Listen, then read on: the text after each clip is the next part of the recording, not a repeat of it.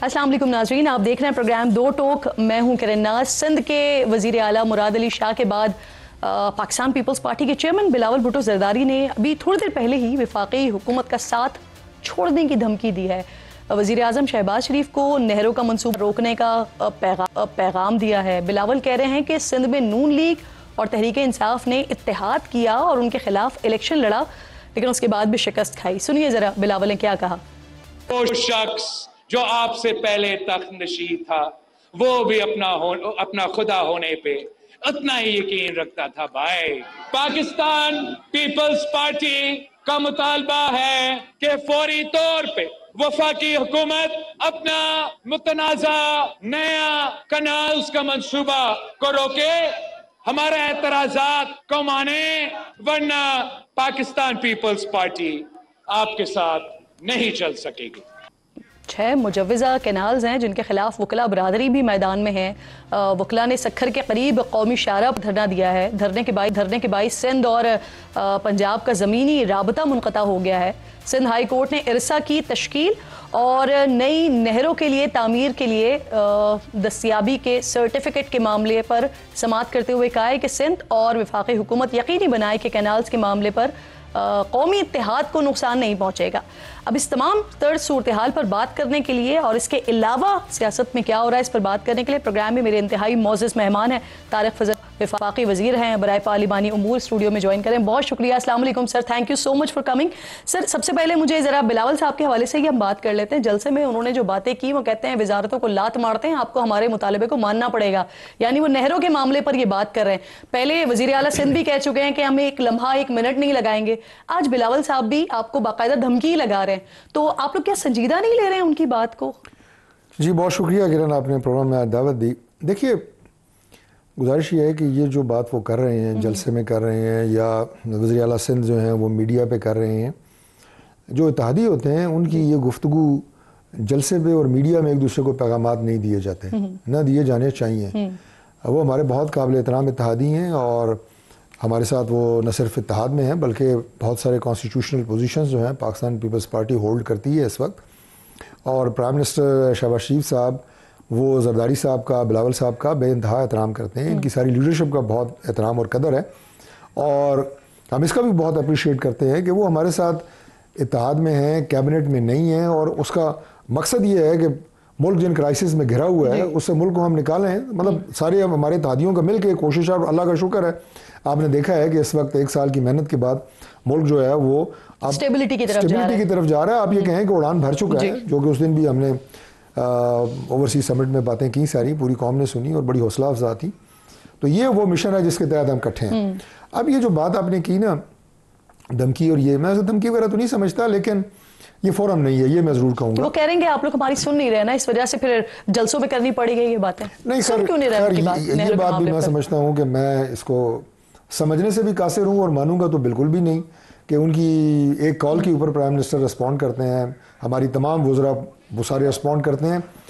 और इस इशू के हवाले से मैं ये कहूँगा कि देखें, ये जो मसले होते हैं ना ये कौमी सतह के होते हैं। ये ना कोई मुस्लिम लीग नून का इशू है, ना कोई गवर्नमेंट का इशू है। और इन मसाइल के हल के लिए आपके पास प्रॉपर फोरम मौजूद है। जब ऐसा का आपने जिक्र किया, देखें 1990 से इस तरह के तमाम मुआहदे सूबों के दरमियान मौजूद हैं कि जिसमें ये तकसीम होती है। तो ये मामला भी बातचीत के जरिए हमारा मौक़िफ़ इसमें ये है, जो ऑलरेडी मुआहदे मौजूद हैं उनके तहत मिल बैठ के प्रॉपर फोरम के ऊपर तय किया जाए। वो CCI हो, वो आपका दीगर कोई फोरम हो, कैबिनेट है, असेंबली में आप मौजूद हैं, हमारी हर जगह के ऊपर उनसे जो है वो डायलॉग्स हैं, बातचीत है। और उस फोरम के ऊपर इंशाल्लाह हम इसको उनके एतराज़ात को दूर करेंगे। इसको स्क्रैप करना पड़ा स्क्रैप हो जाएगा, अगर इसमें से कुछ बेहतरी निकलनी हुई तो बेहतरी निकल आएगी, अगर इसको मॉडिफाई करना पड़ा तो मॉडिफाई कर लेंगे। ये तो है हमारा मौक़िफ़। लेकिन इसके साथ साथ इससे लिंक्ड मैं आपको एक और बात भी अर्ज कर दूं। देखिए, पाकिस्तान में बदकिस्मती से कुछ चीज़ें ऐसी हुई हैं कि वो सियासत की नज़र हो गई हैं, जिनमें से एक जो है वो कालाबाग डैम है। मैं इस वक्त आपके प्रोग्राम में कालाबाग डैम बनना चाहिए या नहीं बनना चाहिए उस पे हवाले से अपना कोई कमेंट नहीं करूंगा। लेकिन ये मैं आपको जरूर कहूंगा कि बहुत सारी पार्टियां कालाबाग के हवाले से बगैर उसके टेक्निकल इशूज पर बात करने के पॉलिटिकल स्टैंड उन्होंने लिया, कालाबाग को अपनी सियासत का महवर बनाया, खासतौर पे KP की पार्टियां और ANP वगैरह आप जानते हैं। और उसके बाद क्या हुआ, अगर शायद वो बन जाता शायद बेहतरी होती या ना होती, लेकिन हमारी डिबेट जो है ना वो इशू बेस्ड होनी चाहिए, टेक्निकल होनी चाहिए, सियासी मफादात पे सियासी मफादात पे नहीं होनी चाहिए। That is the point. Sir, जो बिलावल साहब बात करें ना, आप लोगों का जो रवैया है वो काफी काम है, लेकिन बिलावल साहब का रवैया और उनकी पार्टी का रवैया स्पेशली नहरों के मामले पर, और मुझे याद है पिछले साल भी जब बजट आ रहा था, जब पीडीएम की हुकूमत थी, उस वक्त भी यही वाला इनका तर्ज तखातुब हो चुका था। अब ये है कि वो जो बात कर रहे हैं आज तो बड़ा सख्त लहजा था, कहते हैं शेरे पंजाब जो है वो किसानों का खून चूस रहे हैं। यानी ये मामला इतना सादा आसान लग नहीं रहा, ये तो किसी और तरफ जा रहा है, किसी और डायरेक्शन में जा रहा है। फिर उन्होंने आपको दे दिए दो ऑप्शंस। एक तरफ वो कह रहे हैं कि या तो नहरों के मामले पर जो उनका मुतालबा है यानी इसे वापस लें, इस मंसूबे को ही खत्म करें, या फिर वो जो हिमायत है आने वाले वक्तों में भी आपको बजट में भी जरूरत पड़ेगी, इसके अलावा भी वो कह रहे हैं या तो ये वापस ले लेंगे। अब दो ही ऑप्शन है, तीसरा कोई रास्ता छोड़ा नहीं है उन्होंने आपके पास। फिर आप किस तरफ जाएंगे? इंशाल्लाह मैं बहुत इस पे पुरुमीद हूँ, और बल्कि आप ये कहें कि मैं इस पे I am pretty much sure, पुरुमीद नहीं हूँ, बल्कि मुझे यकीन है कि ये मामला इंशाल्लाह बैठ के खुश असलूबी के साथ बातचीत के ज़रिए हम इसको अपनी मंतकी अंजाम तक पहुँचा देंगे कि हमारा ये इत्तेहाद चलेगा, गवर्नमेंट चलेगी इंशाल्लाह, और जो हमारे टारगेट हैं पाकिस्तान के इशूज़ हल करने, मसाइल हल करने, उसकी तरफ मिलकर हम आगे बढ़ेंगे। सही। एक और बात कर रहे थे सर, उमरकोट का कल इलेक्शन हुआ, पाकिस्तान पीपल्स पार्टी जीत गई, उसके लिए कह रहे थे कि यहाँ पर बाकायदा तौर पर इत्तेहाद बनाया गया पीपल्स PMLN का और PTI का, तो अगर ये बना है वहां पर तो ये मियां साहब की मंजूरी से ही बना होगा फिर से? देखिए, सूबाई मामलात में मैं शायद कोई तफसीली बात ना कर सकूं, ज़रा ये हमारी वहाँ की जो हमारी मुस्लिम लीग नून सिंध है उनका कोई फैसला होगा, ना होता तो शायद बेहतर होता। लेकिन एक बात तो तय है, देखें ये जो इत्तेहाद बना है हमारा पाकिस्तान पीपल्स पार्टी के साथ, इससे पहले जो इलेक्शन हुए हैं 2024 में, क्या हम एक दूसरे के मुकाबले में नहीं लड़े? हमारा ये इत्तेहाद, और इससे पहले PDM में भी हम इकट्ठे रहे हैं कुछ अर्सा, वो भी हमारा कोई इलेक्शन अलायंस तो नहीं था। PDM के दौरान भी हम कहते थे कि हमारा ये अलायंस जो है ये डेमोक्रेसी के लिए है, मुल्क को मसाइल से निकालने के लिए है, ये इंतखाबी इत्तेहाद नहीं है। आज भी जो इत्तेहादी हमारे साथ बैठे हैं, हमने कभी ये ऐलान नहीं किया कि हम जो है वो इंतखाबी इत्तेहाद में है या अंदर सारे इलेक्शन हम मिलकर इकट्ठे लड़ेंगे। लिहाजा एक दूसरे के खिलाफ इलेक्शन लड़ना जो है, मेरा ख्याल है कि हम अलग अलग सियासी जमातें हैं, अलग और ये मियां साहब की मंजूरी से ही ऑब्वियसली मतलब ये सूबाई मामलात भी, मुझे इल्म नहीं है कि इसमें मियां साहब के, वैसे मुझे याद है सर 2024 के इलेक्शंस में या उससे पहले भी जमीयत उलमा इस्लाम F और पाकिस्तान तहरीक इंसाफ, उन्होंने भी मिलकर सिंध में इसी तरह से इलेक्शंस लड़े, जिस पर बड़े सवालात उठ गए थे कि एक तरफ आप ऑपोजिशन कर रहे हैं और दूसरी तरफ आप उनके साथ मिलकर इलेक्शन लड़ रहे हैं। सर ये बताइए, क्या मौजूदा जो सेटअप है इसमें पाकिस्तान पीपल्स पार्टी किसी भी किस्म की तब्दीली कराने की पोजीशन में है? क्योंकि वजीर दिफा तो बड़ा खुलकर कह चुके हैं ना कि ये जो निज़ाम चल रहा है ये हाइब्रिड निज़ाम है इस वक्त मौजूदा। देखिए, बात यह है कि पाकिस्तान पीपल्स पार्टी अपने सूबे में काम कर रहे हैं, मरकज़ में वो हमारे साथ हैं, और इस वक्त मैं नहीं समझता कि मुल्क जो है वो मुतामिल हो सकता है किसी सियासी बहरान का। पाकिस्तान पीपल्स पार्टी एक मिच्योर पॉलिटिकल पार्टी है, उनकी लीडरशिप जो है इंतहाई मंजे हुए सियासतदान है। मेरा नहीं ख्याल कि वो नया एडवेंचर, या वो पंजाबी में कहते हैं कि नया कट्टा खोलेंगे, मेरा नहीं ख्याल। पीपल्स पार्टी चाहे भी तो नहीं कर सकती, या आप समझते हैं वो खोलेंगे ही नहीं? मेरा ख्याल है वो खोलेंगे ही नहीं, इससे आगे नहीं जाना चाहिए। अच्छा, इससे आगे जाना नहीं चाहिए। ठीक सर, पाकिस्तान तहरीक इंसाफ बड़े दिनों से, ईद के बाद से उनका एहतजाज होना था, लेकिन हुआ ये कि बातें चलना शुरू हो गई इस्टेब्लिशमेंट से, बातचीत के वो ख्वाहिशमंद हैं, या कुछ लोगों ने तो ये भी दावे कर दिए, कुछ मुलाकातें भी हुई, कुछ बड़े ओहदेदारान से मुलाकातें हुई इस हवाले से, तो कुछ हो रहा है, बातचीत चल रही है। बात ये है कि हम तो मुज़ाकरात के और बातचीत के बिल्कुल हक में हैं, चूंकि सियासत का दूसरा नाम जो है वो मुज़ाकरात होता है, सियासत का दूसरा नाम बातचीत होता है, एक दूसरे को एंगेज करना होता है। सियासत में जो एक दुश्मनी का माहौल है ना, वो पाकिस्तान तहरीक इंसाफ ने पैदा किया है कि वो पॉलिटिकल जो एक दूसरे का अपोनेंट है, लगता है ऐसा ही है कि खुदा न खास्ता वो एक दूसरे के जाती दुश्मन है। देखें ना, अब MNAs बैठे हैं, कोई सियासी बंदा बैठा हुआ है, उसके ऊपर उनके वर्कर्स अटैक कर रहे हैं। कभी ये सुना था आपने पाकिस्तान की सियासत में? हम एक दूसरे के साथ बड़ी सियासी मुखालफिन के साथ बड़ी वफादारी के साथ और बड़े एक उस रिश्ते के साथ MQM में होता रहा है वैसे इस तरह के मामला। नहीं, MQM की वो जो MQM थी वो भी उसको आपको पता है फिर उसका नतीजा क्या निकला, और वो भी MQM से ज्यादा एक माफिया था। माफिया ये काम करता है, पार्टीज तो नहीं करती। तो बातचीत के लिए हमारे दरवाजे आज भी खुले हैं। प्राइम मिनिस्टर ने बड़ा ये बात की कि जब हमारे बातचीत। अच्छा, मैं आपको एक और बात बताऊं, मुज़ाकरात के लिए तो हमारा तो बड़ा दो टोक मौक़िफ़ है, मैंने आपको बिल्कुल बता दी है। उनके अंदर कन्फ्यूजन है, वो कभी कहते हैं मुज़ाकरात करने चाहिए, कभी कहते हैं नहीं करना चाहिए। जो इस वक्त पाकिस्तान तहरीक इंसाफ के अंदर अंदरूनी इख्तलाफात हैं, वो शायद ही किसी जमात में रहे हों। जितनी इनके अंदर धड़ेबंदी है, टूट फूट है, ये अब ज़बान ज़द आम है। मैं कोई ऐसा कोई किसी राज से नहीं पर्दा उठा रहा, ज़बान ज़द आम है। तो पहले तो उनको अपने अंदर जो है ना एक वो यकसुई पैदा करनी चाहिए कि आपने करना क्या है। और दूसरा, मैं तो बड़ी खुली बात करने का आदी हूँ। कभी कभी इनके लोग होते हैं हमारे साथ, वो कह देते हैं जी कि हुकूमत से हम नहीं बात करेंगे, कोई कहते हैं एस्टेब्लिशमेंट से करेंगे। तो मैं उन्हें कहता हूँ कि यार सारे इकट्ठे बैठ जाते हैं। अगर आपको शौक है एस्टेब्लिशमेंट को भी साथ बैठाने का, तो हम उनसे दरखास्त कर देंगे। भाई मुल्क की बात हो रही है ना। मैं तो एक कदम आगे जाके उनसे कहा, मैंने कहा अपना जो हमारे चीफ जस्टिस ऑफ पाकिस्तान, उन्हें भी हाथ जोड़ेंगे, भैया यहीं बैठे क्यों ना बैठे। आखिर पाकिस्तान की बात हो रही है, मसाइल को हल करने की बात हो रही है, मुल्क को आगे लेके जाने की बात हो रही है। आपने मुल्क को अपने 4 साल दौर में भी और अब भी पूरी आपकी कोशिश है कि मुल्क को बंद गली में धकेल दे। जवाब है ही नहीं। जवाब देखिए ना, मैंने बताया कि कंफ्यूज लोग हैं ना। फिर दूसरा उनका एजेंडा क्या है? उनका एजेंडा सिर्फ ये है कि इस वक्त पाकिस्तान में हेडलाइंस बनाएं। ठीक है जी, हेडलाइंस बनाएं, कोई ना कोई उल्टा काम करके, इदारों को टारगेट करके, इदारों के सरबराहों को टारगेट करके, असेंबली के अंदर जनाब जो वो शोर गोल मचाते हैं, कागज फाड़ने, जहाज उड़ाने, ये कोई काम है करने वाला? लेकिन सर आप लोग भी तो फिर बराबरी का हिस्सा डालते हैं ना। उनकी बहनों को तो मिलने दें सर। बहनों का बात ये है कि बहनों से क्या मसला है? मैं न सिर्फ अल्हम्दुलिल्लाह पार्लिमानी अमूर का वजीर हूँ, बल्कि मैं अपनी पार्टी का और गवर्नमेंट का बल्कि चीफ विप भी हूँ जी। हमारी तरफ से कभी भी ना कोई एग्रेशन होती है, ना हमारी ऐसी कोई पॉलिसी है। अगर हमारा कोई मेंबर उठता भी है तो हम उसे बाकायदा रिक्वेस्ट करते हैं कि नहीं, हमने उनकी इस बदतमीजी का जवाब किसी सूरत बदतमीजी से नहीं देना, क्योंकि हम वहाँ पे अवान को चलाना और चलाना उस मुल्क के लिए हम चाहते हैं कि ये चले।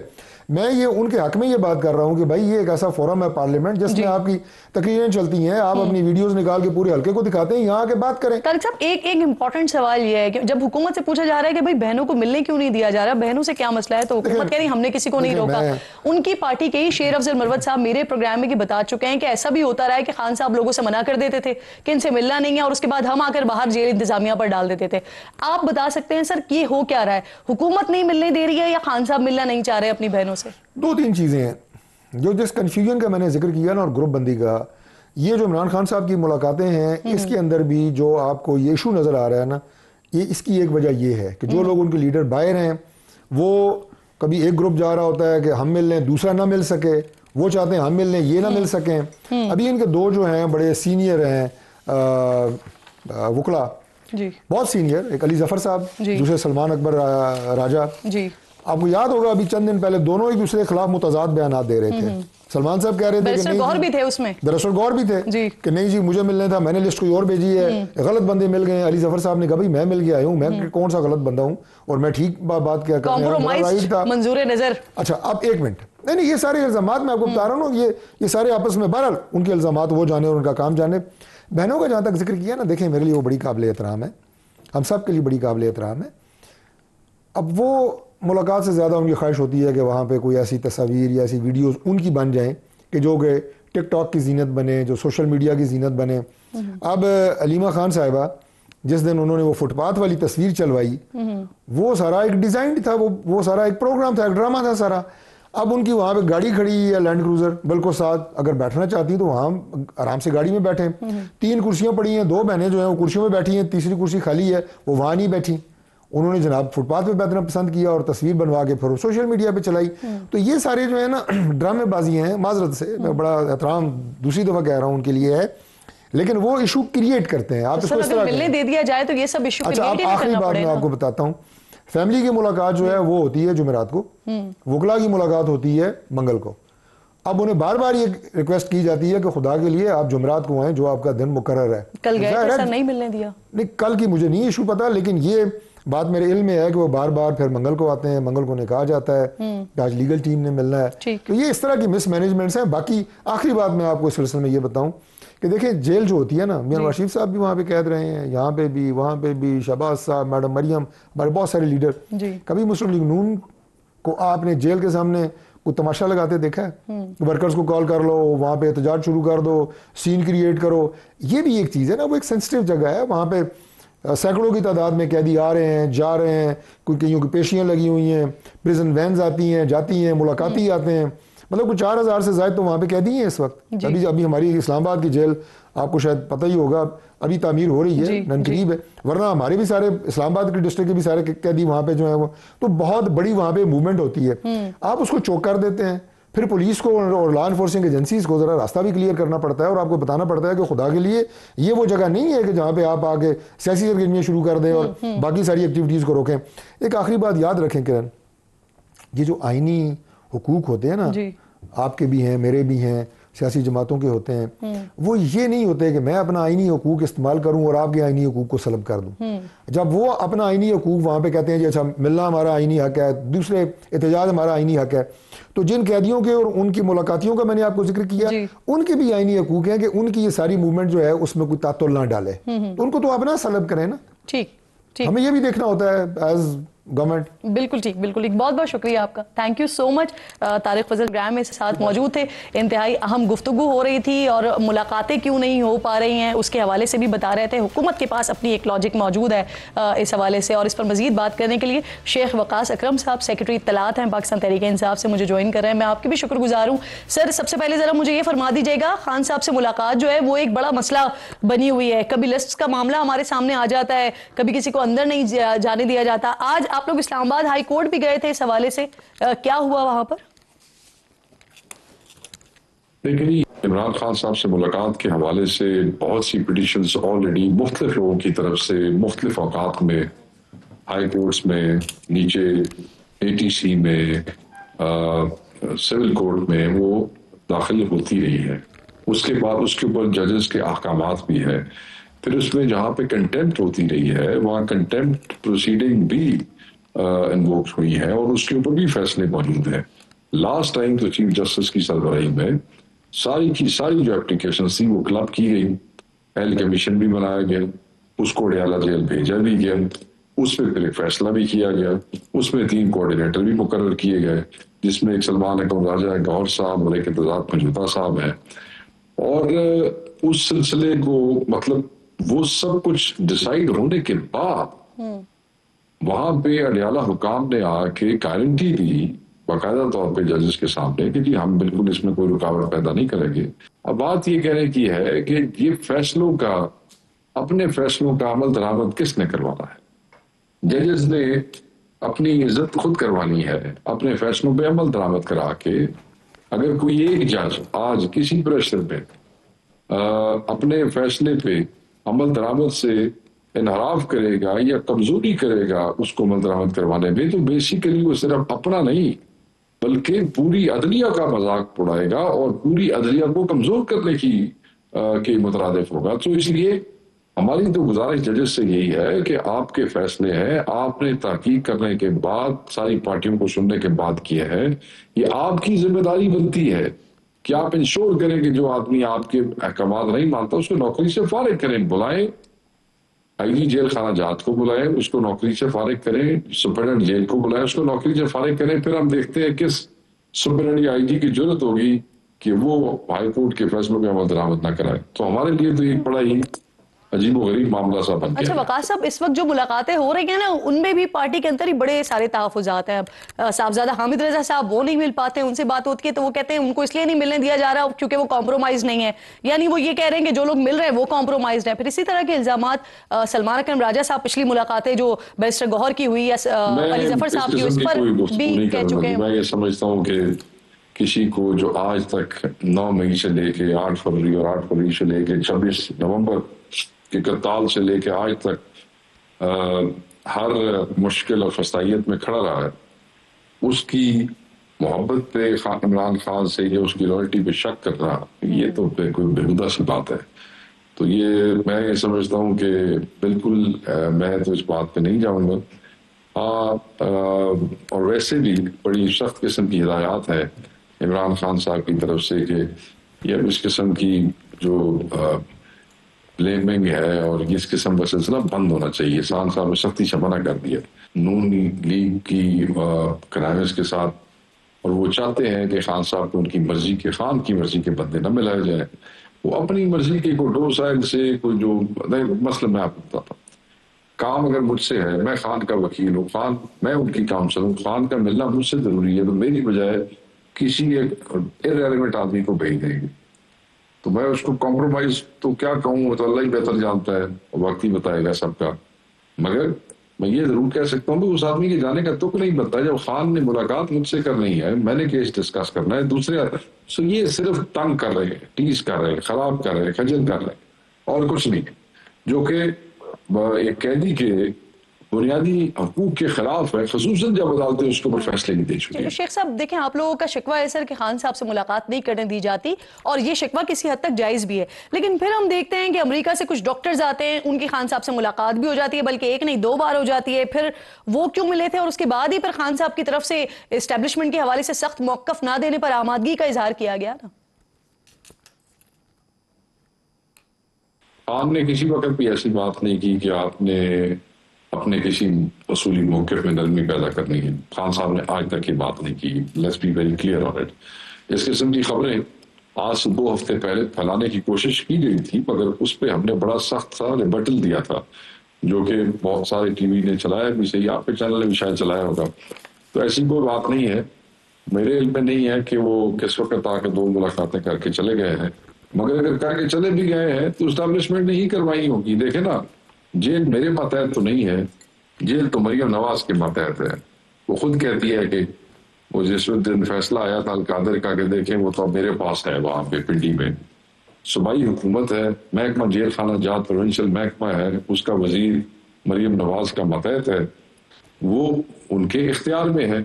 अगर खोल के मिलवाते हैं तो फिर यही मिलवा रहे हैं।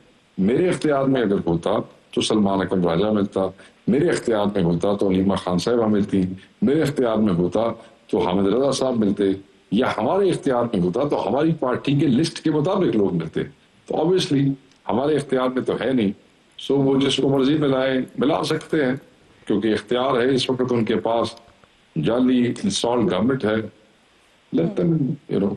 सर, अमरीकी कांग्रेस का एक वफ्द पाकिस्तान आया था, हुकूमत और अपोजिशन क़यादत की मुलाकातें हुई उनसे, फिर पीटीआई चेयरमैन बैरिस्टर गौहर साहब और आमिर डोगर साहब उनसे नहीं मिले। बाद में पता चला कि उन्हें कहा गया, उन्होंने कहा कि हमें दावत नहीं मिली है। हालांकि आप ही की पार्टी के आतिफ खान साहब, फैसल चौधरी साहब, बशमूल फवाद चौधरी साहब तो मिले। फैसल चौधरी का भी मुझे नहीं पता, आतिफ और डॉक्टर अमजद का मैंने सुना है जी, जो कन्फर्म हुआ मुझे, वो डॉक्टर अमजद और MNA है हमारे, और आतिफ खान इनका सुना। तो मैं जरा इसमें थोड़ी सी क्लैरिटी कर दूं लोगों को भी कंफ्यूजन होता है। वो जी मिले नहीं। देखें, it was a reception hosted by the embassy in honour of those 3 congressmen, और वो कोई मुलाकात नहीं होती है, वो बाकायदा एक जलसा होता है। हम भी डिप्लोमेटिक रिसेप्शंस पे आते जाते हैं, और वो एक जलसा होता है, और उसमें 100, 125, 150 लोग होते हैं। हर पार्टी के 8-10 लोगों को बुलाया जाता है। उस रिसेप्शन पे जाना या ना जाना ये एक बराबर है। अगर वो चले भी जाते तो जलसे में कोई मानी खेज गुफ्तगू तो नहीं हो सकती थी, या किस हवाले से जो लोग कोई नतीजा अखज करना चाहते थे, वो तो रिसेप्शन पे तो नहीं होता इस तरीके से। वहां तो आप कैजुअल कोई गुफ्तगू हो गई, उन्होंने घूम के मिलना होता है, 100-150 बंदा बुलाया होता है, 2 मिनट किसी के पास खड़े हुए, 2 मिनट किसी के पास, इस तरीके से। तो बिल्कुल गौहर साहब यही कहते हैं, ही क्लेम्स कि जी मुझे बिल्कुल दावतनामा नहीं मिला, अगर मिला होता तो मैं जरूर जाता। सर, कल खान साहब के अकाउंट से एक बयान सामने आता है जिसमें वो कहते हैं कि उन्होंने किसी को मुज़ाकरात का इख्तियार नहीं दिया, अली अमीन और आजम सवाती अपने तय मुज़ाकरात करना चाहते थे। आज शबली फराज साहब कहते हैं कि बहानी मुज़ाकरात के लिए तैयार हैं, इस पर पार्टी में संजीदा बहस होगी और कोई ऐसा रास्ता अपनाया जाएगा जिससे सियासी टकराव खत्म हो। किसकी माने सर?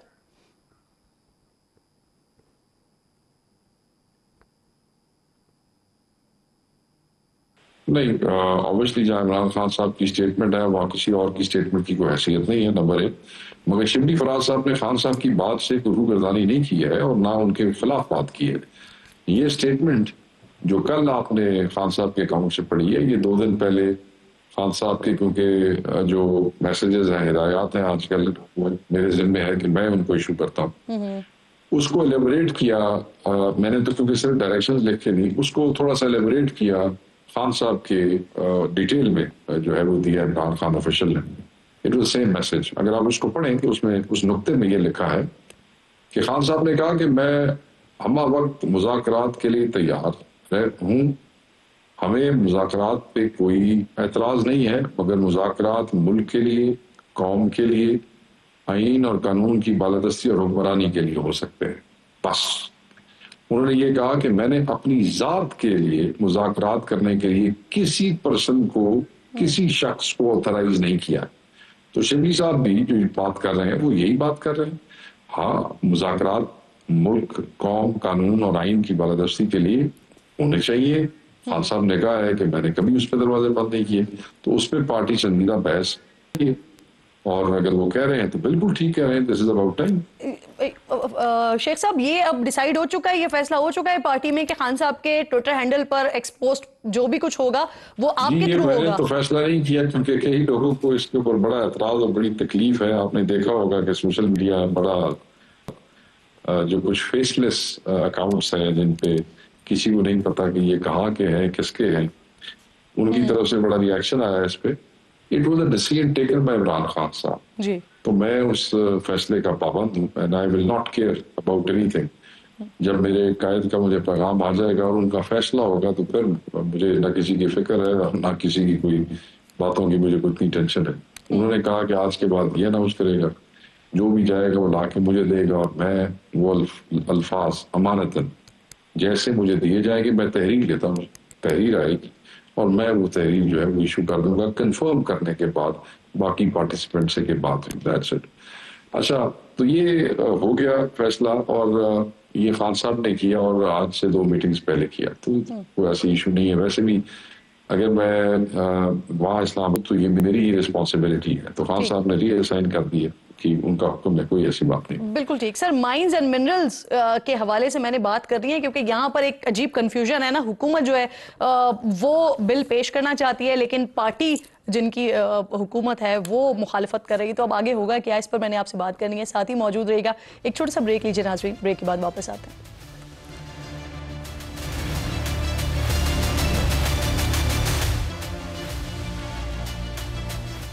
प्रोग्राम में एक बार फिर आपको खुशामदीद कहूंगी। शेख वकास अकरम साहब मेरे साथ मौजूद हैं। शेख साहब, सवाल मैं आपसे छोड़कर गई थी सर, ये माइंस एंड मिनरल्स जो बिल है इस पर बड़ी कंफ्यूजन पाई जाती है पीटीआई के अंदर। खैबर पख्तूनख्वा हुकूमत चाहती है कि बिल पास हो, आपकी पार्टी इसकी मुखालिफत कर रही है, वो होगा क्या फाइनली? अब तो लोग ऐसे ही बैठ के अब सोशल मीडिया पे या टीवी पे अपने नंबर बनाने की कोशिश करें, खा वो किसी पार्टी से ताल्लुक रखते हो, चाहे नई पार्टी है किसी से, तो वो तो नंबर वाली बात है।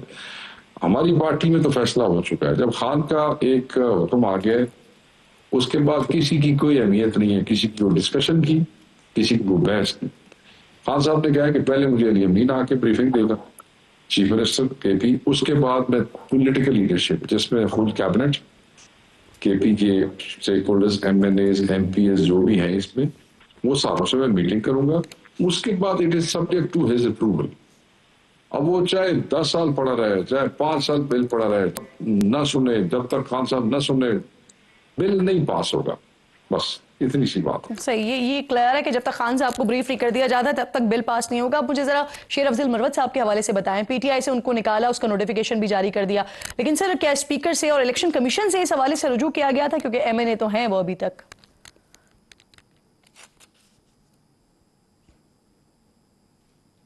नहीं, अभी तक तो नहीं किया गया। इतने ज्यादा क्राइसिस दर क्राइसिस और फिर इतने ज्यादा इवेंट्स ऊपर नीचे हुए हैं, इस किस्म का कोई फैसला नहीं लिया गया जी अभी तक। अच्छा शेख साहब, कुछ आपके हवाले से भी बात कर लेते हैं। पिछले हफ्ते फवाद चौधरी साहब मेरे साथ प्रोग्राम में मौजूद थे, उन्होंने आपके हवाले से एक बड़ा इंटरेस्टिंग दावा किया है, जरा उनका दावा सुने फिर जवाब दीजिएगा इस पर। शेख वकास जैसे लोग जो अभी आपके प्रोग्राम में, मेरा ये ख्याल है कि साल तो हो गया होगा कि आपने उनको देखा ही नहीं है। वो सेक्रेटरी इन्फॉर्मेशन है, आपने उन्हें जिंदा देखा ही नहीं कि वो कैसे हैं, उनकी शक्ल कैसी है, वो क्या है। वो कंधार और अपना इधर पेशावर इधर बॉर्डर में बैठे हुए हैं, अपना वहां पे जूम लिंक बोलते हैं। और अब वो उन्होंने नया काम किया है कि जी इमरान खान की बातें पिंडी में नहीं आएंगी, वो पहले आप अफगानिस्तान भेजेंगे, वहां से मैं बताऊंगा। I mean is it a joke और व्हाट? शेख साहब, कंधार बॉर्डर पर बैठकर बात कर रहे हैं आप? देखिए जी, मैं कंधार में बैठा हूँ, मैं लंदन में बैठा हूँ, मैं इस्लामाबाद में बैठा हूँ। काम तो मेरा यही है जो मैं कर रहा हूँ, प्रेस कॉन्फ्रेंसेस, आपके साथ talk shows, press releases, rebuttals, strategy, जो मीडिया के काम होते हैं। तो मैं ये समझता हूँ कि किसी को कंधार इतना याद आ रहा है तो उसके कोई अपने मुहरकात हो सकते हैं, वो भी इंशाल्लाह किस दिन बैठ के बात करेंगे। ये जो हमारे भाई हैं मौसूफ, जो पिछले कई दिनों से एक ही राह अलाप रहे हैं, इनके अपने इशूज हैं। इन्होंने बड़ी कोशिश की, अदालत में गए, खान साहब की कई महीने जाते रहे क्योंकि को accuse in a case with him, तरला मरला मारा किसी तरीके में पार्टी से वापसी का, तो खान ने नहीं वापस लिया। तो मैंने कहा भी सही दोस्तों को कि हम पे क्यों नाराज है भाई, खान के पास तुम गए हो, जाते रहे हो, कई महीने जाते रहे हो, वहाँ गप्पे भी लगाते रहो फलान के साथ, और गप्पों को बाहर आके अपने ही अल्फाज में कैश भी करने की कोशिश करते रहो। अगर खान ने इस सारे बावजूद तुम्हारी वापसी कबूल नहीं की तो इसमें हमारा क्या कसूर है भाई? वो खान की पार्टी वो नहीं तेन लेंदा वापस तो वैलिड क्वेश्चन है आपका। अच्छा, मुझे ये भी फरमा दीजिए, आखिर में हुकूमत ने जो पेट्रोल में रिलीफ है वो आवाम को मुंतकिल करने के बजाय उससे बलूचिस्तान हाईवे बनाने का ऐलान किया। वजीर आजम कह रहे हैं कि बलूचिस्तान के जख्मों पर मरहम रखेंगे इससे। आप समझते हैं ये सही पॉलिसी है हुकूमत की? नहीं, मेरे ख्याल में जो वजीर आजम है शायद उनके सोचने समझने की सलाहियतें जो है महदूद हो गई है। एक ऐसा सूबा जिसके पास अपना 1100 अरब अनस्पेंट पड़ा हुआ है, 1150 अरब अनस्पेंट, खर्च नहीं हुआ, पड़ा हुआ है। उनका PSDP का हिस्सा देख लें, उनके अपने मामला देख लें, खर्च नहीं कर पा रहे हैं, पैसे लल्ले तल्लों में लगा रहे हैं। उस सूबे में एक सड़क बनाने के लिए आप पूरे पाकिस्तान के का जो हक है, वो जो पैसे हैं वो काट के आप उस सड़क पर फेंक रहे हो, फिर आप चैंपियन बनने की कोशिश कर रहे हैं, ये गलत है। This is wrong. They have the money, they have actually extra money. आप उन पैसों को करें। बहुत शुक्रिया आपका। वकास साहब साथ मौजूद थे प्रोग्राम में। सिलसिले को आगे बढ़ाते हुए आज बाकायदा यौम तशक्कुर मनाया बिलावल साहब ने। कल उमरकोट का जो इलेक्शन जीते हैं, सबा तालपुर साहिबा वहाँ पर जीती हैं, और उनके मुकाबले में जो आज़ाद उम्मीदवार लड़ रहे थे लालचंद मालही साहब, वो मुझे प्रोग्राम में ज्वाइन कर रहे हैं क्योंकि इनकी जानिब से कुछ इल्ज़ामात भी लगाए गए हैं और इन नताइज को मुस्तरद भी किया गया है। बहुत शुक्रिया आपका लालचंद साहब। सबसे पहले ये फरमा दें, आपने नताइज को मुस्तरद किया है, धांधली के इल्ज़ामात लगाए हैं, एहतजाज का ऐलान कर रहे हैं, लेकिन इसके बावजूद इलेक्शन कमीशन ने जारी तो कर दिए नताइज। अब आप क्या करेंगे? शुक्रिया किरण। सबसे पहले तो मैं आपका शुक्रिया अदा करता हूं कि आपने मुझे अपने प्रोग्राम में लिया है। मैं आपके सवाल से पहले मैं थोड़ा इलेक्शन का जो माहौल रहा है वो थोड़ा डिफाइन करना चाहूँगा। देखिए, ये इलेक्शन जो हो रहा था ये उमरकोट 1-3 पे था और मैं पाकिस्तान तहरीक इंसाफ और सिद्धू बचाओ तहरीक का मुश्तरका उम्मीदवार था। जैसे ये इलेक्शन शुरू हुआ तो इनका धांधली का प्रोग्राम था। इन्होंने सबसे पहले मेरे पोलिंग स्टेशंस को तब्दील किया जो बाई इलेक्शन में नॉर्मली नहीं किए जाते। इन्होंने पोस्टल बैलेट्स में बेईमानी की। इन्होंने सरकारी मशीनरी का बेदरेक इस्तेमाल किया और मेरे जो अपोनेंट कैंपेनर थे, जो कैंपेन कर रहे थे, वो MPA थे, उनको जो है उन्होंने पुलिस प्रोटोकॉल प्रोवाइड किया। वो पुलिस के साथ हर गांव में जाकर लोगों को धमका रहे थे कि अगर उनको नहीं जितवाया गया तो वो जो है वो उन पे FIRs करेंगे और उनके साथ ज्यादती करेंगे। ये इलेक्शन कैंपेन के दौरान ये सब कुछ होता रहा। फाइनली जब पोलिंग स्टाफ की लिस्ट जारी हुई तो उस पर बहुत बड़ी बेकायदगी। मलिक साहब, आपने सर एक शानदार मुहिम चलाई इलेक्शन से पहले, जो आखिरी जलसा किया था वो भी बड़ा शानदार था और वहां पर आपके साथ सिंध की क़यादत तो मौजूद थी, लेकिन आप समझते हैं कि अगर PTI की मरकजी क़यादत भी आपके साथ मौजूद होती तो नताइज मुख्तलिफ होते? जी बिल्कुल। मैंने एक भरपूर मुहिम चलाई। रमज़ान शरीफ की वजह से मुझे इतना टाइम तो नहीं मिला, लेकिन 10-12 दिन फिर भी मिले ईद के बाद। सो मैंने ज़बरदस्त मुहिम चलाई। मैं डोर टू डोर मैंने वर्क किया, मेरे साथ बहुत सारे साथियों ने मेरे साथ वर्क किया और उसके बाद हमने एक भरपूर किस्म का जलसा किया जिस वो उमरकोट की तारीख का एक तारीखी जलसा था। मेरे मुखालफिन ना कोई जलसा कर सके और ना ही कोई ढंग की कोई एक कार्य मीटिंग भी कर सके। यकीनी तौर पर अब सेंट्रल लीडरशिप की बात आती है तो उसके लिए तो देखिए जो हमारी सेंट्रल लीडरशिप है उसमें कोई ऐसा शख्स बचा नहीं है जिसपे 50 और 60 के करीब FIRs ना हो। वो अपने अपने शहरों में और वहाँ पे इसलिए फंसे हुए हैं कि उन पे इतने केसेस हैं, तो किसी की जमानत पे जाना पड़ता है तो किसी के पेशी पे जाना पड़ती है। तो ये उनके साथ मसाइल थे और जो इस्लामाबाद में सूरत हाल रहती है जिस तरह रोजाना। अच्छा मलिक साहब, एक इंटरेस्टिंग सिचुएशन है सर। पाकिस्तान तहरीक इंसाफ मौजूदा हुकूमत के खिलाफ है, नून लीग पर इलेक्शन चोरी का इल्जाम लगाती है। खान साहब इस वक्त जेल में है, उसका बेनिफिशियरी नून लीग को कहते हैं, लेकिन आप इलेक्शन लड़ते हैं तो आपके हक में PMLN का उम्मीदवार दस्तबरदार भी हो जाता है और अब फिर मिलकर इलेक्शन लड़ा जाता है। तो ये पार्टी क़यादत को मालूम होगा, उनको एतमाद में लेकर ही हुआ होगा ना फैसला। प्रेस कॉन्फ्रेंस करके पीपल्स पार्टी की हिमायत की। ये दोनों वो पार्टियां हैं जो सिंध दुश्मन पॉलिसी पर उतरे हुए हैं और कैनाल की हामी है। सदर ज़रदारी ने कैनाल्स जो सिंधु दरिया पर बनाने की मंजूरी दी और पीपल्स पार्टी की इस मंजूरी के बाद नवाज लीग ने और खासतौर पर पंजाब हुकूमत ने नहरें बनाने की शुरुआत की। हाँ, मुझे यकीनी तौर पर मीर अमाला टालपुर साहब है यहाँ पर, उन्होंने मेरी हिमायत की थी इन इंडिविजुअल कैपेसिटी में। ना सिर्फ वो, लेकिन पीपल्स पार्टी के भी कई कारकुनान हैं जो पीपल्स पार्टी से अब नफरत करते हैं, वो एक तब्दीली चाहते हैं और अल्टरनेट चाहते हैं, उन्होंने भी मुझे वोट किया। सो लिहाजा मुझे नवाज लीग की मैंने ना मदद मांगी, ना मैं मदद मांगता और ना मुझे उसकी ज़रूरत थी। मैं वैसे ही जो आजकल अवाम में शऊर आ चुका है, अवाम समझ चुके हैं कि पीपल्स पार्टी सिंध में अपनी मकबूलियत जो है वो गंवा चुकी है और सिंध दुश्मन फैसले करती है, तो मुझे उनकी जरूरत नहीं थी। मलिक साहब, मसला ये ना सर, ये सीट तो हमेशा से पाकिस्तान पीपल्स पार्टी की थी। 2024 के इलेक्शन में तीसरा नंबर था आपका, दूसरे नंबर पे पीएमएलएन थी, 38,000 वोट उस वक्त आपके थे और तकरीबन जो दूसरे नंबर पे थे उन्होंने 45,000 वोट लिए थे। अगर दोनों के वोट काउंट किए जाते हैं तब भी वही बनते हैं जितने आपने इस बार लिए हैं सर? जी बिल्कुल, यहाँ से पीपल्स पार्टी यकीनन जीतती रही है। उसकी वजह ये है कि जो anti Peoples Party vote bank है वो मुख्तलिफ हिस्सों में बटा हुआ था, जो इस वक्त मुद्दत हो चुका है। पीपल्स पार्टी की सारी मुखालिफ पार्टियां जो हैं इस वक्त सेम पेज पे हैं और उनसे जो मुकाबला करने का वो इरादा रखती हैं। मैंने 2024 में 8 फरवरी को इलेक्शन लड़ा था। मैंने कोई 38 या 38,500 वोट लिया था। इस वक्त मेरा 81,000 से ऊपर का जो वोट है, तो इतनी बड़ी तब्दीली है। मेरा 100% मैंने इम्प्रूव किया है और ये नैरेटिव भी जो है, ये इसका मकसद होगा कि एंटी कैनाल नैरेटिव है वो भी अपनी फील्ड ले रहा है, वो भी पॉपुलर हो रहा है। तो दूसरी तरफ जो पीपल्स पार्टी है उन्होंने 2024 में 1,90,000। लालचंद साहब बहुत बहुत शुक्रिया आपका, बहुत प्रोग्राम में आप साथ मौजूद थे सर, आपके वक्त का बेहद शुक्रिया।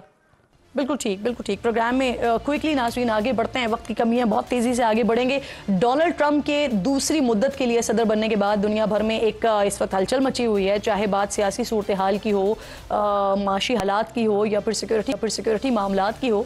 यूरोप और मगरबी दुनिया ही नहीं, इस तेज़ी से तब्दील होती दुनिया में चीन, रूस, ईरान, अफगानिस्तान हो या पाकिस्तान, सब के सब किसी न किसी तौर पर इस तब्दीली का हिस्सा बन रहे हैं। एशियाई और मशरक़ी वस्ता ख़ित्ते की बात करते हैं तो यहाँ पर पाकिस्तान, अफ़गानिस्तान और ईरान को ख़ास और मरकज़ी हैसियत हासिल हो चुकी है। ट्रंप ने कांग्रेस से अपना पहला खिताब किया था तो अमेरिका के 2021 में काबुल से इनखला के मौके पर होने वाले बम धमाके के मास्टरमाइंड दाइश के रहनुमा की गिरफ्तारी में मदद पर खुसूसी शुक्रिया अदा किया था। साथ ही सदर ट्रंप ने अफगानिस्तान में रह जाने वाले अमरीकी असलहे के दहशतगर्दों के हाथ में जाने के खदशे का इजहार करते हुए इसकी वापसी की भी बात की। आज इस हवाले से खतरनाक खबर सामने आई है और वो खबर ये है कि अफगान तालिबान ने अमरीकी फौज के छोड़े गए 5 लाख हथियार दहशतगर्दों को बेच दिए हैं। BBC की रिपोर्ट में दावा किया गया है कि तालिबान के इक़्तिदार में आने के बाद अमरीकी हथियार बेच दिए गए या दहशतगर्द ग्रुप्स को स्मगल कर दिए गए। अक़वाम मुत्तहिदा का कहना है कि अफगानिस्तान में छोड़ा गया अमरीकी असलहा अलकायदा से मुंसलिक तंजीमों के पास भी गया है। BBC ने ज़राए के हवाले से ये भी बताया है कि गुज़िश्ता साल दोहा में अक़वाम मुत्तहिदा की सलामती काउंसिल की पाबंदियों की कमेटी के बंद कैमरा इजलास में तालिबान ने एतराफ़ किया था कि उनमें से कम अज़ कम आधे हथियार अब गायब हो चुके हैं। इस अहम और ख़तरनाक तरीन खबर के साथ ये खबर भी आई कि रूस ने तालिबान पर आयद पाबंदी ख़त्म करते हुए उन्हें कालेदम दहशतगर्द तंजीमों की फहरिस्त से निकालने का फ़ैसला किया है। और रूस ने पिछले 20 सालों से तालिबान को दहशतगर्द तंजीमों की फहरिस्त में रखा हुआ है, लेकिन इस पाबंदी के बावजूद 2021 के बाद से रूस ने तालिबान हुकूमत के साथ ताल्लुकात रखे हुए थे और पिछले साल तालिबान वफ्द सरकारी दौरे पर मॉस्को भी गया था। अब इम्कान जाहिर किया जा रहा है कि रूस तालिबान हुकूमत को तस्लीम भी कर लेगा। अगर ऐसा होता है तो पाकिस्तान और बाकी दुनिया इसकी पैरवी करेगी। रूस के बाद रुख करते हैं ईरान का। ईरान पर अमरीकी सदर डोनाल्ड ट्रंप की शुरू से ही बड़ी कड़ी नज़र है। अपने दूसरे दौर के इब्तदाई चंद बयानात में ट्रंप ने ईरान को पैगाम दे दिया था कि वो अपने जोहरी प्रोग्राम पर मुज़ाकरात करे या फिर हमले के लिए तैयार है। खुशकिस्मती से बात किसी लड़ाई की तरफ जाने के बजाय मुज़ाकरात की टेबल तक आ ही गई और पिछले हफ्ते ओमानी दारुल हुकूमत में अमरीका ईरान मुज़ाकरात का पहला दौर हुआ, जिसमें बातचीत मज़ीद जारी रखने पर इत्तेफाक हुआ। और अब इसी हवाले से खबर आई है कि इस बातचीत का दूसरा दौर हफ्ते को यानी कल रोम में होगा। ईरान के नायब वजीर खारजा काजिम गरीबाबादी ने तस्दीक की है कि ईरान और अमरीका के दरमियान जौहरी मुज़ाकरात की दूसरी नशस्त हफ्ते को इटली के दारुल हुकूमत में होगी। अभी तो बातचीत शुरू हुई है, इसका नतीजा क्या होगा इसका अंदाज़ा लगाना यकीनन किसी के लिए भी आसान नहीं होगा। लेकिन इस बातचीत के दूसरे दौर से पहले ही तेहरान का दौरा करने वाले अक़वाम मुत्तहिदा के जौहरी तवानाई के इदारे के सरबराह ने खबरदार किया है कि ईरान जौहरी हथियार हासिल करने से बहुत दूर है। अब ये खबर इस बातचीत पर क्या असर डालेगी कुछ नहीं कहा जा सकता, लेकिन यहाँ ये याद रखना बहुत ज़रूरी है कि ज़िद्दी और गैर रिवायती सदर डोनाल्ड ट्रंप ये वाज़े तौर पर कह चुके हैं कि ईरान हरगिज़ जौहरी हथियारों का मालिक नहीं बन सकता, जबकि ईरानी वज़ीर ख़ारजा भी दो टोक कह चुके हैं कि जौहरी अफजोदगी के हक़ पर किसी किस्म की बात नहीं हो सकती। अब आज ही अमरीकी मीडिया ने यह खबर दी है कि इसराइल मई में ईरान पर हमला करने के लिए तैयार था, लेकिन सदर ट्रंप ने इसराइली हमले को रोका और तेहरान से बातचीत को तरजीह दी है। इसी खित्ते में नाज़रीन एक और तब्दीली भी आ रही है। बांग्लादेश और पाकिस्तान के दरमियान 15 सालों बाद सफारती ताल्लुकात के फ़रोग़ के लिए अमली कदम उठाया गया है। पाकिस्तानी सेक्रेटरी खारजा आमना बलोच और बांग्लादेश की सेक्रेटरी खारजा जासिमुद्दीन के दरमियान ढाका में आज मुलाकात हुई है। इसके अलावा आमना बलोच ने बांग्लादेश के चीफ एडवाइज़र मोहम्मद यूनुस से भी मुलाकात की है। लेकिन इस अहम तरीन मुलाकात के बाद सेक्रेटरी खारजा जासिमुद्दीन ने प्रेस कॉन्फ्रेंस में बताया कि बांग्लादेश ने पाकिस्तान से 1971 में अलहदा होने के बाद वाजिबात की मद में $4 अरब से ज़ायद रकम के मुतालबे के साथ साथ 1971 की जंग के मुबैना मजालिम पर बाज़ाब्ता माफ़ी मांगने का मामला भी उठाया है। बांग्ला हुकूमत ने पाकिस्तान से बांग्लादेश में फंसे पाकिस्तानियों की वापसी का मुतालबा भी किया है। इस सूरत हाल में पाकिस्तान को क्या करना चाहिए? क्या ऐसे बयानात बांग्लादेश की मजबूरी है? इन तमाम मामलात पर बात करने के लिए जमील अहमद खान साहब प्रोग्राम में मुझे ज्वाइन करें, मेरे इंतहाई मौजूद मेहमान है। बहुत शुक्रिया जमील साहब। सर सबसे पहले ज़रा ये अमेरिका और ईरान वाला जो मामला है इस पर बात कर लेते हैं। जौहरी माहिदों की कामयाबी के कितने चांसेस हैं? ईरान वाज़े तौर पर यूरेनियम अफजोदगी नहीं रोकेंगे, इसके इस्तेमाल पर बात होगी, इसका क्या मतलब है? क्या ईरान जौहरी हथियार ना बनाने की यकीन दहानी करवाएगा ट्रंप को? ईरान बहुत क्लियर है इस मामले में। वो कहता है कि आपने विड्रॉ किया है joint comprehensive plan of action, जिसको कि न्यूक्लियर रिकॉर्ड आम जुबान में कहते हैं, यानी कि आपने यूएस ने, ट्रंप ने 1918 में विड्रॉ किया है। जिस कंडीशंस पे हमने वो मुआहदा किया था, आप उस कंडीशंस पे अब आने की अगर चाहें तो हम उस पर कंसीडर कर सकते हैं, लेकिन आप कहें कि डिसमेंटल करें, यानी वो कहते हैं कि जब आप इसको डिसमेंटल कर दें बिल्कुल, तो ईरान इस पर आमादा नहीं हो रहा है। ट्रंप कहते हैं, ट्रंप और इजराइल वो कहते हैं कि हम तो इसको अदरवाइज भी उनके 2 बॉम्बिंग जो उनके बॉम्बर्स हैं वो डेगो गार्शिया में पोजीशन हो गए हैं, जो कि 3000 पाउंड के करीब का बम लेके, और बंकर बस्टर वो कहलाता है। तो तैयारियां पूरी हैं। आपने सही कहा कि 2 महीने पहले, मार्च में 1 महीना पहले मार्च में तैयारी थी, लेकिन 2022 में भी पूरी तैयारी थी। दरअसल हकीकत क्या है? हकीकत ये है कि नेतन्याहू यानी इजराइल वो समझता है कि वो एग्जिस्टेंशियल थ्रेट है ईरान की न्यूक्लियर का अफजाइश होना, यानी कि न्यूक्लियर पावर ईरान का बनना। और ये बात एक हकीकत है, और इसमें ये लिटरेचर इस पे मौजूद है, दुनिया के तजिया निगार इसको जानते हैं, और ईरान खुद भी मानता है कि उसने अफजूदगी यानी कि इनरिचमेंट 60% कर ली है। और जो इस शोबे से ताल्लुक रखते हैं, जो टेक्निकली जानते हैं, और थोड़ी सी जो मैंने इस पे स्टडी की है, और मेरा कुछ प्रैक्टिकल तजर्बा भी किसी महकमे में है इस मामले में, तो वो उसके मुताबिक जो 60% इनरिचमेंट हो जाए तो 90% उसके चंद दिनों की बात होती है। तो ईरान उस स्टेज पर है। इसका मतलब क्या हुआ कि ईरान जब चाहे आज एक और जो उसमें साइंटिफिक रिपोर्ट है उसके मुताबिक 12 दिन के अंदर ईरान ये हासिल कर सकता है कैपेबिलिटी, लेकिन कोई बयान नहीं है कि उन्होंने पहले जी। तो उस लिहाज से और ईरान के पास मुज़ाकरात का जमील साहब नतीजा क्या निकलेगा सर? नतीजा वो चाहते यही है कि ईरान किसी तरह राजी हो जाए। इसीलिए उन्होंने ओमान को बीच में डाला है, स्विट्जरलैंड को डाला है बीच में, कतर को बीच में डाला है इस मामले में कि किसी तरीके से ईरान राजी हो जाए। हम उसको जितनी भी सैंक्शन वगैरह वो खत्म करवाना चाहते हैं, हम उसको करने को तैयार हैं, लेकिन वो इसको डिसमेंटल कर ले। और डिसमेंटल करने का मतलब ये है कि ताकि आइंदा कभी भी, और ईरान कहता है कि हमने तो हमारा हक है, हम अपनी एनर्जी की रिक्वायरमेंट पूरी करने के लिए सर कतर का और सऊदी अरब का क्या रोल होगा इसमें, या क्या रोल है? वजीर खारजा ने सऊदी उन्होंने विजिट भी किया, फिर पैगाम भी पहुंचाया वहां पर। जी, कतर ने तो इसमें मीडिएशन की है, खासतौर पे इसके साथ एक स्ट्रिंग अटैच थी जो कि वो हॉस्टेजेस को जो पिछले दिनों रिलीज हुए हैं इजराइल के लिए, तो उसमें ज़्यादा फाल किरदार था। ओमान का किरदार था न्यूक्लियर डील की सैंक्शंस को ख़त्म कराने में और उसके नेगोशिएशन में, और सऊदी अरब का किरदार इसमें यह था कि वो किसी तरीके से फ्रीज करें इस तमाम मामले को जो गजा में और बाकी जो तपिश बढ़ रही है इस खिते में, उसको किसी तरीके से फ्रीज किया जाए। दरअसल जो चीजें इनको ज्यादा प्रॉब्लम दे रही हैं अमेरिका और इजराइल को खास तौर पर, और देखिए इनके तमाम अकाबरीन कह चुके हैं, बहुत सारे अकाबरीन कह चुके हैं अमेरिका के और इजराइल के Israel is America and America is Israel, जिसकी वजह से अब उनको पता है कि सर ये वाला मसला तो समझ आ गया जमील साहब। अब मुझे ये फरमाइए सर, रूस ने जो तालिबान का नाम है वो दहशतगर्दों की फहरिस्त से निकाल दिया है, अब इससे आम तासुर तो ये मिलता है कि शायद वो तालिबान इक़्तिदार को तस्लीम करने जा रहे हैं। इसके असरात क्या होंगे सर? एक तो ये, और दूसरा क्या फिर बाकी दुनिया भी जो है वो पैरवी कर रही होगी रूस की? जी हाँ, ये रूस देखें, क्योंकि रूस इस वक्त दूसरे एक ब्लॉक में है। रूस इस वक्त वो उसका नेशनल